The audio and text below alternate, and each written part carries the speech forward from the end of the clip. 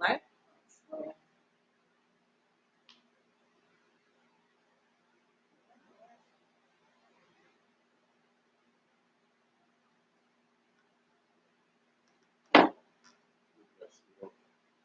No, you're good. You're good. All you guys are good.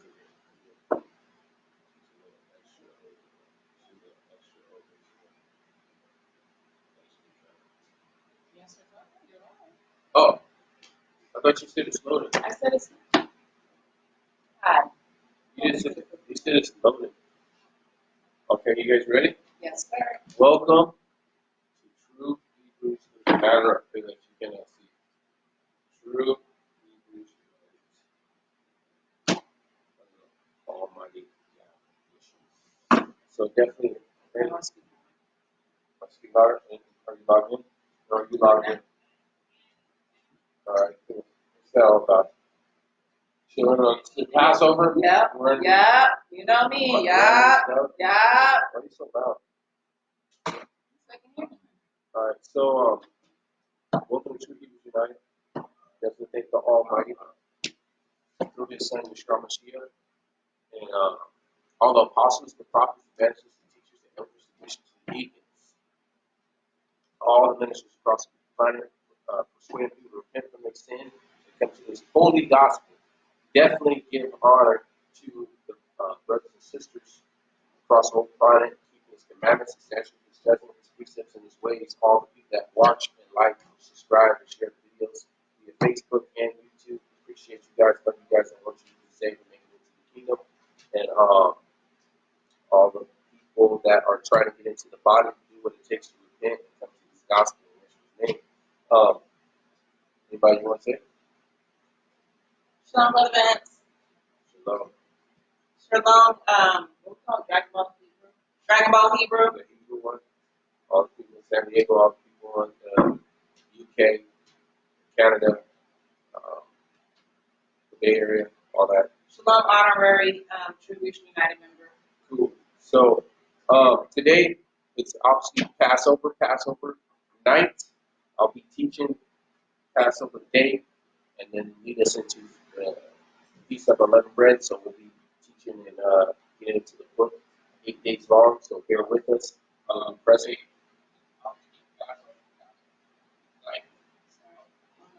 It's not listening. I'm trying.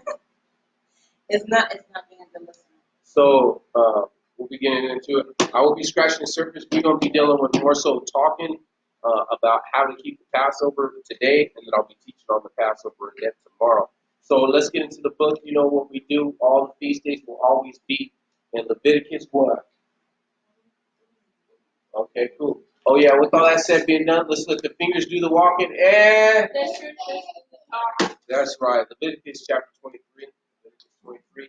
Once again, I'll be scratching the surface, but I'll be teaching all the people coming into the feast days. There's a lot of new people I talk to that's just kind of coming into it and go from there. What? Okay. Got you. Hopefully. Say something, maybe it'll pop up or something.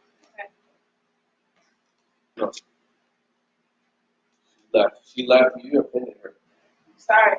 Leviticus 23. Let's get it. Verse 1.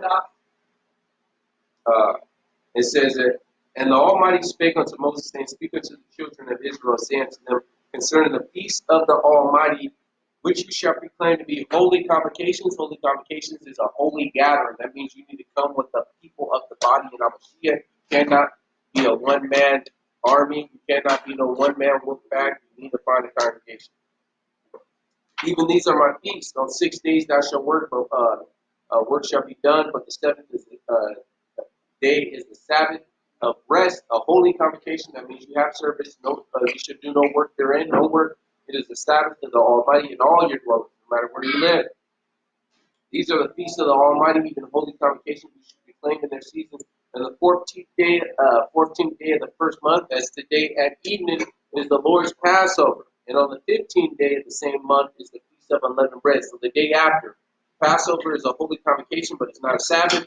Immediately once the Passover starts, the first day of Feast of Unleavened Bread begins, and that it will be a high Sabbath, not a normal Sabbath, a high Sabbath. And on the 15th day, the same month of the Feast of Unleavened Bread, On the Lord, even 7 days you must eat unleavened bread. It keeps flipping. Does that mean it's still on? Yes. See, it says 502. Okay. Thank you. So, verse, the verse that she messed me up on. So, verse 6. And on the 15th day of the same month, it is the feast of unleavened bread unto the Almighty. 7 days you must eat unleavened bread. In the first day you shall have a holy convocation. You shall do no silver work therein. It's the day after the Passover. You shall offer an offering made by fire unto the Almighty 7 days. And the 7th day is a holy convocation. You shall do no silver work therein. And the Lord spake unto Moses. All right, so we'll go into the other Pentecost and whatnot. So this is the feast of the Passover, and the 14th day. How you should look up in the sky and see a full moon. And you know it's the Passover. And depending on where you are, we go off of Jerusalem's time because that's the place he chose. And then when he sets up new heaven, new earth, and new Jerusalem, all places on the world will be there. I'm just going to start service today. I'll get into more scriptures as we deal with the Feast of Unleavened Bread and all the other feasts. So, we know it's the Feast of Unleavened Bread. Once again, I do not condemn people that keep the feast at different times or day because we're coming into this gospel. We don't have the apostles with us. One thing I do not go by the book of Jubilees. I do not go by the book of Enoch. I go by the Apocrypha and the Holy Scriptures. Every commandment you need to make it to be saved is just in the Holy Scriptures, the Torah, Law, the prophets, New Testament, Old Testament, the epistles. You could just make it into the kingdom with this book. The Apocrypha does help you find out how Romans came into rule and came into play, and how all this Catholicism and all this other stuff came in, and Knights Templar and whatnot, so you have an idea of the history. It's definitely beneficial and helpful. Apocrypha was with the Holy Scriptures. The Book of Enoch, I don't know if that's plagiarism. I read a little bit. I don't go subscribe. So anyone like GOCC or any other places that go by the Book of Enoch or the Book of Jubilees and believe those inspire the Almighty, which I do not, there are times will probably be a month early or something like that. And hey, they do what they do. Anybody that don't go by the sun and the moon, just like in the book of Genesis and in the Apocrypha, because they coalesce with each other and don't go by an equinox calendar, then our time should be closely within days or whatnot. Some people go off their time based off of when the new moon starts in the United States or Belize or wherever you're at. Some people go off Jerusalem time like ours, whatnot. But my main thing is we're trying our best to keep these days because you still need to keep it to the best of your ability. And the Almighty knows that we're seeking diligently, and any more information we get, we're going to walk in it. It says the Ruach HaKodesh leads you and guides you to all truth. So just because my day is different than your day, the Almighty will set up shop, and all the people that don't know Hebrew will learn Hebrew when we get into the kingdom. And all the people that don't know what tribe they're from, they will learn what tribe they're from. And all the people that don't know exactly what day to keep it, we will learn exactly what day to keep it when he sets up his kingdom. So with that, but the main thing is you keeping his commandments. You still need to keep these days. They're holy convocations. There's no way out of it. No way, shape, or form. You need to keep it to the best of your ability and to the best of your understanding according to the Holy Scriptures. All right, so we dealt with Leviticus 23. We're going to deal with the first one. It's talking about eating the unleavened bread. It says, getting all the leaven out of your house. We'll be teaching on the unleavened bread and what leaven represents as these 8 days pass. But go ahead and give me Exodus 12, and then I'll have the sisters talk about the leaven and whatnot. Exodus 12. Not teach. I want you to hear me teach. Just talk about how they prep for a piece of unleavened bread. Exodus 12. I got to get that straight. And we're going to start at verse 17. Exodus 12, verse 17. There we go. And you shall observe the feast of unleavened bread, for in the same self day I brought your families out of the land of Egypt. Therefore you shall observe the day in your generations by an ordinance forever. This is forever. It never ends. Let's keep going. But all that's done away with. Why aren't your Valentine's Day and your Thanksgiving and your Christmas done away with? Hypocrite, but let's go. Let's keep going. In the first month, on the 14th day of the month at evening, you shall eat unleavened bread until the 1 and 20th day of the month at evening. 7 days shall be no leaven found in your house, for whoever eateth that which is leavened, even that soul shall be cut off from his congregation, whether he be a stranger or born in land. And cut off means killed, not you just kicked out of Israel. You shall eat nothing leavened, and all your habitations you shall eat unleavened bread. Okay, so we shall eat unleavened bread. Then Moses called, verse 21. And Moses called for all the elders of Israel and said unto them, draw out and take ye a lamb according to your families to kill the Passover. So we need to get all the leaven out of your house. Anything you want to bring up with getting all the leaven out of your house? Physical leaven out of your house. We're dealing with that right now. How to keep the Passover properly. And I'll teach y'all also what leaven represents. So as I think a mature person in this walk, and then as a mother of quite some time, I was talking to another sister who has children. Her children range from 15 down. But we start a couple days early. And so she had started, I think we started Sunday, and she also had started Sunday. We were just speaking on the fact that, waiting to the last minute, whether it be planning your meal or actually starting to get the leaven together and or cleaning up, it creates a lot of anxiety and unnecessary stress. So what we've done every year is, we start a few days early and not necessarily so much cleaning, but just collecting the things that have leaven in it and sitting it in a box or whatever we're going to get rid of. And that way, okay, I know for sure I've checked these things, and you can check for the time because you always feel like you've forgotten something. But it just creates a better environment because you have less stress and pressure on yourself because you planned ahead and you started ahead, and you just give yourself more time. So also I'll hit Deuteronomy 16, and then we'll get into the 11 as well. We're not done with this stuff. Deuteronomy 16. Start at verse 1.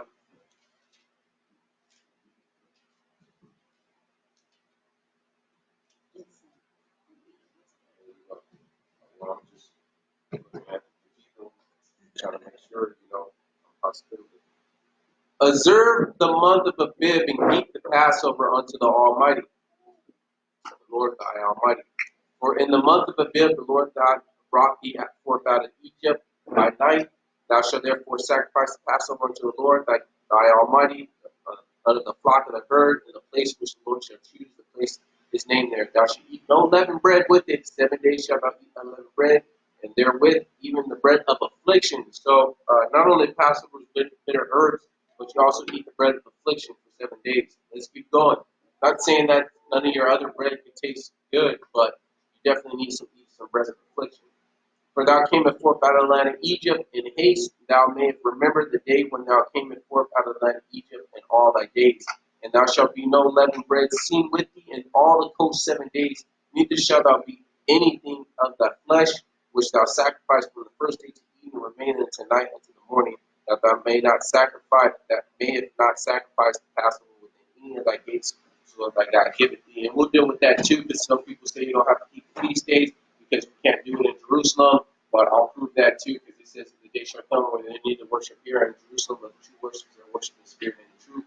And you see in the book of Acts where the Apostle Paul was keeping the feast days, not only in Jerusalem, but once the New Testament came, the Holy Ghost was given, he's keeping the feast days with people outside of Jerusalem as well. So let's keep going. So now the stuff we clean, how do you clean? How do you pack the stuff? You check all the ingredients of all the stuff that's in your cupboard, your cornbread, this, that, Betty Crocker, all that stuff. Check all the ingredients. What are you looking for? What's the stuff you're looking for? Sodium bicarbonate. Sodium bicarbonate. Baking powder. Baking powder. Baking soda. Baking soda. Starts with a Y. Yeast. Yo-yo. Yeast. Leaven. Leaven. So leavening agents. Leavening agents, with the exception of egg, because egg is a leavening agent, right? But baking soda, baking powder, all that stuff, yeast, leavening, get that stuff, put that stuff to the side. If we had a separate garage, we'll put that stuff in the garage. It says in all your dwellings. Don't put that stuff in the area that you dwell. If you have an old car you don't drive and you want to either you want to throw it away, you can throw it all away. If you have a whole bunch of stuff, don't give it away because you're helping us. Be not partaking of another man's sin. You'll be helping someone that is eating it on a feast day, sin against the Most High, so you can't do that. So you can throw it away. We've done those options too. If you have a place you can put it in a car that you do not go in and it's down the street, it's away from you, do what you do. We lock our stuff up in the garage. We don't go in the garage. The thing is locked up and bam, far. Put it in the drum. Put it way out there. You can't be seen at all in your coast. Hey, don't do anything with it. Go from there. So the clean it. What you clean? Every time. Okay. Your toaster, the microwave, under the microwave, Toaster oven. Cabinets. all those little baskets. cereal crumbs, Flour. the flour. Move the refrigerator, I hope move you're the cleaning stove. the floor all the time, and Yeah. not just on Move the Passover. refrigerator, move the stove. I even clean inside. I get an ear Q-tip. Q-tip, the ear cleaning device, apparatus, and then I put it in the roach trap just in case if the roach brought bread inside there. I clean that out because they got to live holy too. So what else you got? You can't be roach traps, man. There's no coming back Get after the little that. Q-tip in there. Make sure they got to repent too. So what else you got? All right, so get the leaven out. Your beds, y'all be eating in the bed. Yeah, your bed. Some of you guys got breadcrumbs. I know you do. So Hands on umbrella get type that people. stuff out. So go from there. Clean out your house. Get the leaven out of your house. Keep the feast according to the Almighty wants. So let's go with the feet washing. Feet washing on the Passover day. Let's go to John chapter 13. Gospel John. John chapter 13. Yeah, brother. Posting. Come on, brother. Now, Come on, my brother. Where you going? I find scriptures that allow people on Facebook and YouTube to catch up. What does that have to do with you getting there on time? You gotta beat them. If I really put this second hand on the plate, you know what I'm saying? You guys That's fun. You got your hand on the plate with the crumbs. You beat me with one hand tied behind my back. Man, I used to always smoke her find the scriptures all the time. You gonna line the Passover like that? Are you gonna line the Passover? Let's get it. John chapter 13, verse 17. You ready? Yes. Let's get it. If you know these things, happy are ye if you do them. So he's saying, if you know these things, happy are you if you do them. I speak not of you all. I know who I have chosen, but that scripture may be fulfilled. He that eateth bread with me, lift up his heel against me. Now I tell you before it comes, when it shall come to pass, you may believe. So let me jump over to verse 21. When Yeshua had said thus, he was troubled in spirit, and he testified and said unto him, Verily, verily, I say, one of you shall betray you. Then the disciples doubted one another, doubting of whom he spake. Now there was one leaning on his bosom, his disciples whom Yeshua loved, and Simon Peter beckoned him that he should ask him who it shall be whom he spake. And this was the Passover before, this is the night of the Passover, by the way. He then lying, and Jesus pressed said unto him, Lord, who is it? And Yeshua said, he it is to whom I shall give sop when I have dipped it. And when he had dipped the sop, he gave it unto Judas Iscariot, the son of Simon. After the sop, Satan entered into him and said unto him, that thou doest, do quickly. All right, let's go with it. Did I put the right one? Yeah, I did.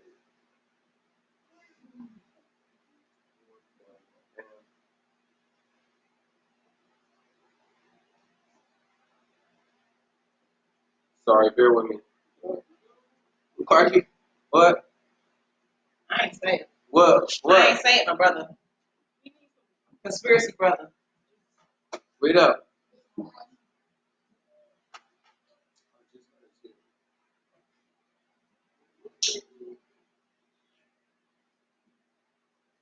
Bear with me. They wrote some stuff on my paper.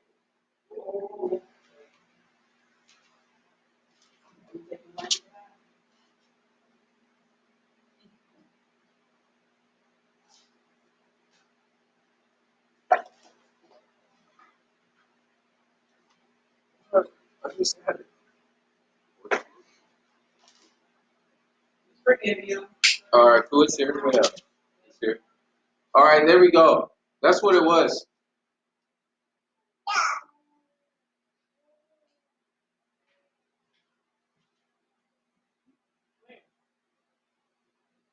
Wait up.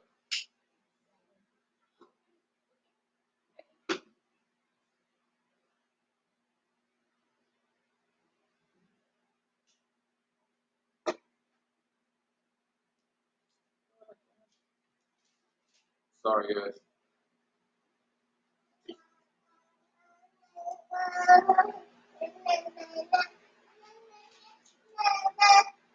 I wrote the rosters.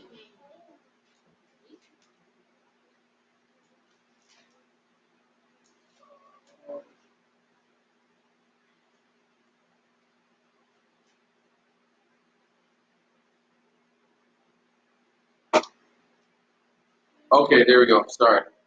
Same chapter 13. I forgot 13. And it's 1 through 7. I said 17, but there you go. 1 through 7. I erased that, didn't I? There you go. 1 through 7. Not 17, 1 through 7. Now, before the feast of the Passover, when Yeshua knew that his hour was come, that he should depart out of the world unto the Father, having loved his own which were in the world, he loved them unto the end. And supper being ended, and the devil having now put in the heart of Judas Iscariot, Simon's, that he should betray him, Yeshua, knowing that the Father had given him all things in his hand, and that he was come from the Almighty and went to the Almighty. He rises up from supper and laid aside his garments and took a towel and girded himself. After that, he poured water into a basin and began to wash the disciples' feet and to wipe them with the towels wherefore he was girded. So this is the Almighty manifested in his flesh, coming to his own creations and washing his own creation's feet. How humbling that is. Then cometh he to Simon Peter, and Peter said unto him, Lord, thou wash my feet. And Yeshua said unto him, What I do thou knowest not now, but thou shalt know hereafter. And Peter said unto him, Thou shalt never wash my feet. And Yeshua answered, If I wash thee not, thou hast no part with me.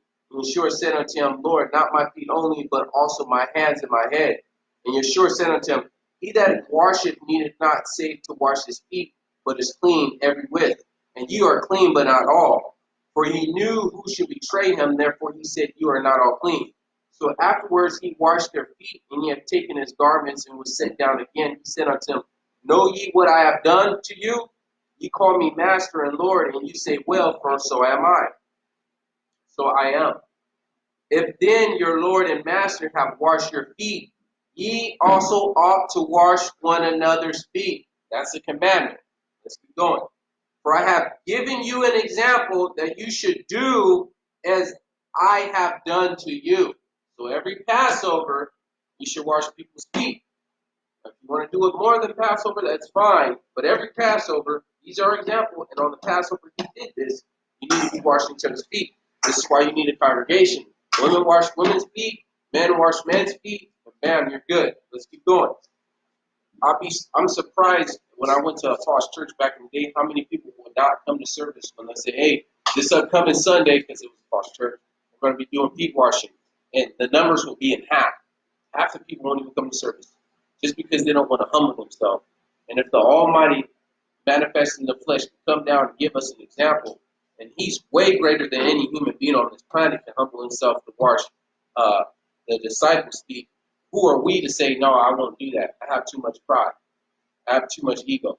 I will never humble myself like that. So let's keep going. Verily, I say unto you, verse 16, I say unto you, the servant is not greater than his Lord, neither he that is sent greater than he that sent him. If you know these things, happy are ye if you do them. So we need to wash feet wash. We need to do feet wash on the Passover. And same book, chapter 14, verse 15, says, if you love me, keep my commandments. That is a commandment. So you can't pick and choose how you keep the Passover. You will and should keep feet washing on the Passover. I'm here with the sisters, so they can wash each other's feet tonight. I'll wash Mari's feet. And I told them to put some extra toe jam in there so I can get in there, wash the feet and whatnot, and go from there. So, feet washing. So let's keep going. Let's go to the Lord's Supper. And by the way, it's not too late. You need to have all the leaven out on Passover. So you need to get all out by this last day. But on Feast of Unleavened Bread, it has to be out. So I'll have some scriptures on that. Because on the first day, you need to be getting everything needs to be completely out. Don't. And by the way, on the Passover, that doesn't mean eat the last of your leaven on the Passover. You shouldn't be eating leaven on the Passover, but that thing needs to be out by the Passover. So let's keep going. Give me Luke chapter 22. Luke chapter 22. And we're going to start at verse 13. Yes. All the time. Luke chapter 22, verse 13. And they went. Luke chapter 22. Always get the scriptures messed up. You don't never see me do that. Let's keep going. Luke chapter 22. We're going to start at verse 13. Let's get it. And they went and found as he had said unto them, and they made ready the Passover. And when his hour was come, he sat down, and the 12 apostles with him, and he said, with this I have desired to eat this Passover with you before I suffer. For I said unto you, I will no more eat thereof until I be fulfilled in the kingdom of the Most High. And he took the cup, and he gave thanks, and said, take this and divide it among yourselves. For I say unto you, I will not drink of the fruit of the vine until the kingdom shall come. Until the kingdom of Almighty shall come. And he took the bread and gave thanks and brake it and said break it and gave unto them, saying, this is my body which is given for you. Do this in remembrance of me. Likewise also the cup afterwards supper, saying, this cup is the cup of the New Testament in my blood, which I is shed for you. But behold, him that betrayed me is with me at the table. So before he knew he was going to suffer and get delivered unto the chief priests and to Pontius Pilate, he did the Lord's Supper. This is what we do in remembrance of him. We don't do no false Christmas and decorate no Christmas tree and do all this stuff and celebrate his so-called false birth, December 25th, in remembrance of him. He told us specifically what is to do to remember that he died for our sins and he suffered for our sins. That way we might be saved. So let's keep going. So you need to do feet washing. You need to get all the leaven out. You need to have unleavened bread with bitter herbs. Bitter herbs. Your unleavened bread needs to be with bitter herbs. But I'll deal with that in a little bit. Give me 1 Corinthians chapter 11. I'm going to start at verse 20.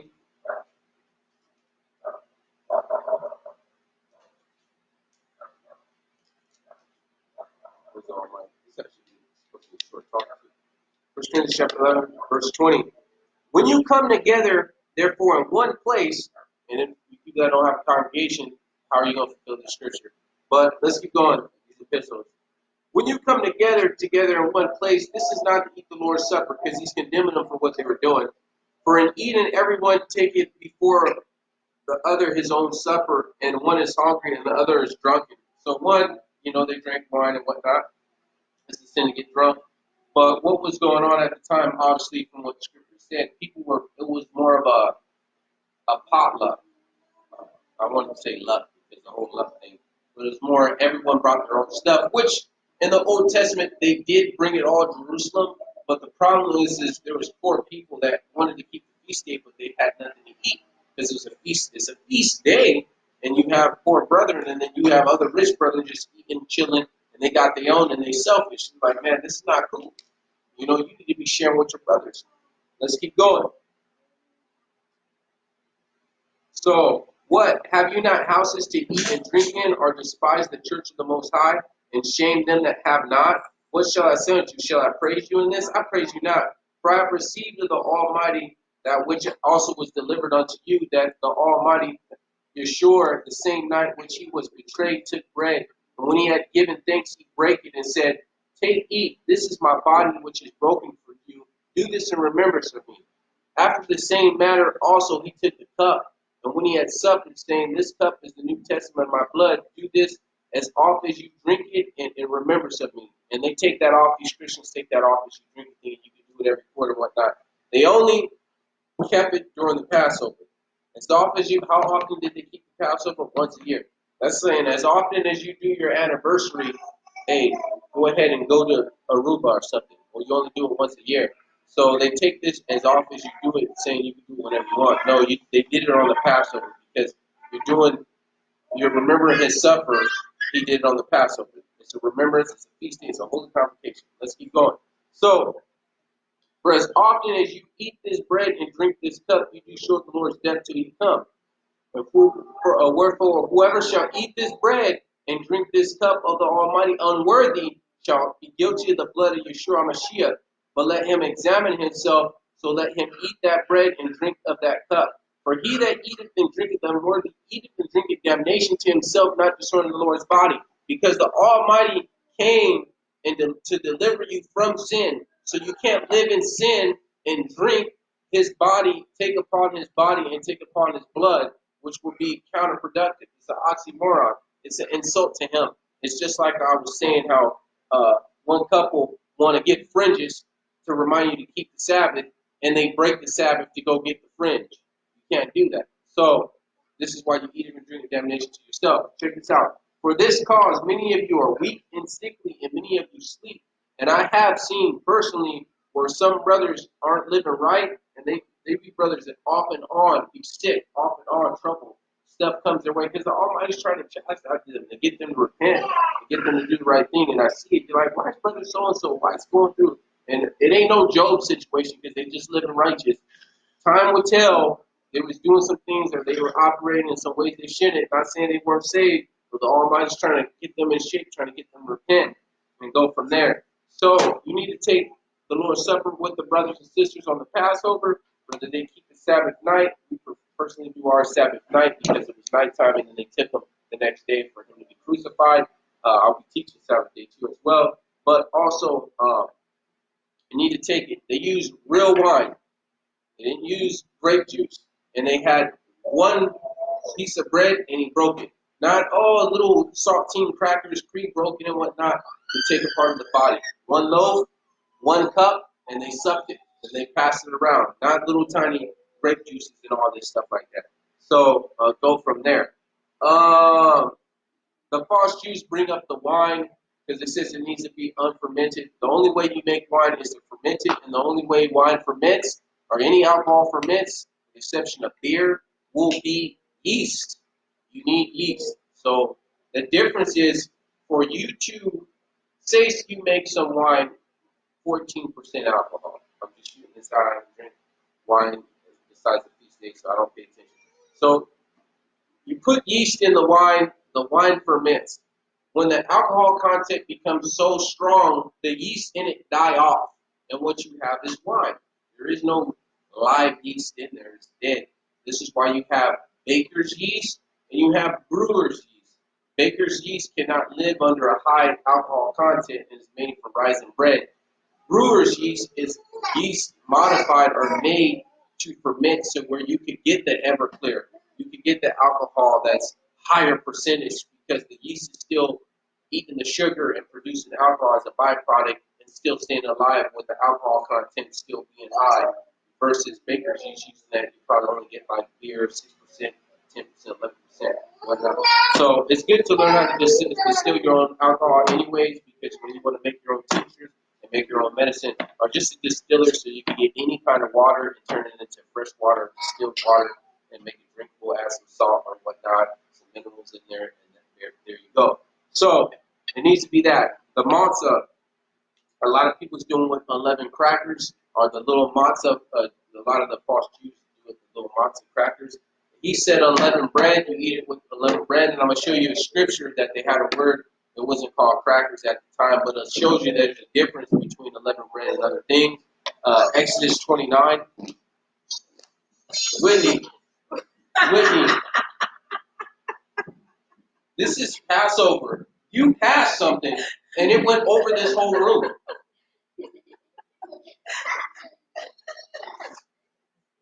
Exodus 29. Exodus 29. You need to be praying for your digestive tract.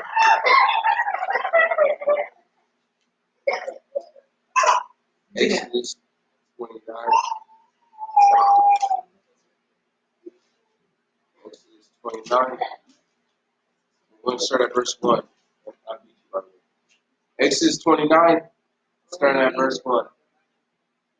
And this is the thing that thou shalt do unto them to hallow them and to minister unto me in the priest's office. Take one young bullock and 2 rams without blemish, and 11 bread and 11 cakes, and cakes 11 tempered with oil, and wafers 11 anointed with oil. So we see there is a difference between a cake, which we have a difference between a cake now to this day, and a difference between bread. Because you don't accidentally take no cake and make a peanut butter jelly sandwich with it. You take bread, and then you have cake, and then you have wafers. And the wafers is what we call crackers today.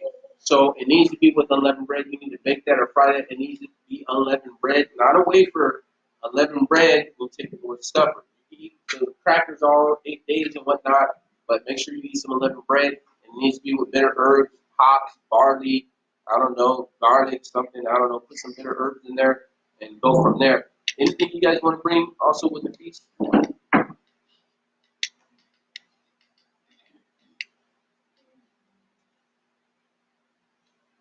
Passover, yay!